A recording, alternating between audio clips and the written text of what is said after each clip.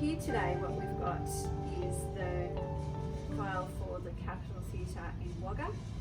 This file starts in 1929 when they were thinking about building the theatre, and it carries all the way up to 1966 when they were thinking of pulling it down to put a Coles over the top of it.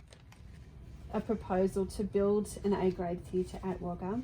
It's talking about the location of the site and why it's such a good site, and also the plans for what they intended to build on the site. So they were looking at that stage to accommodate up to 1,500 people, and saying that the site faced Gurwood Street.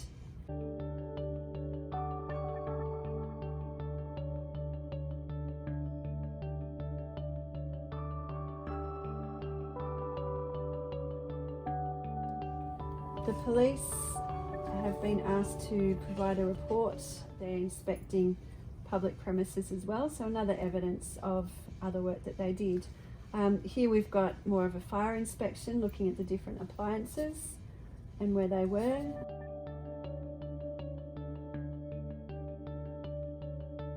Here we go, we've got blueprints of the heating arrangements.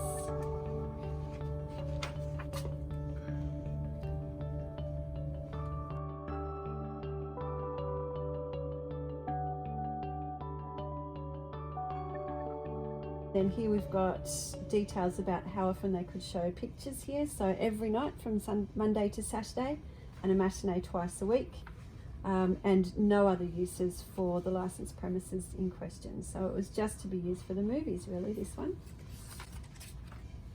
We've got some lovely letterheads going through. And one interesting thing that happens with these, some of these theatres and public halls start off as individual halls or theatres that over time were taken over and became part of a chain that might be through one particular area.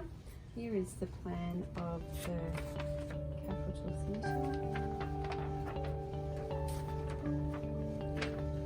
The lounge seats and the dress circle seats.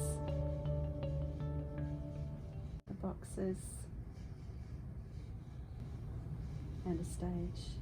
Some of these theatres would have been used for schools and other organisations as well. Sometimes public halls were actually used to house classrooms as towns expanded, and so you can see some evidence of that.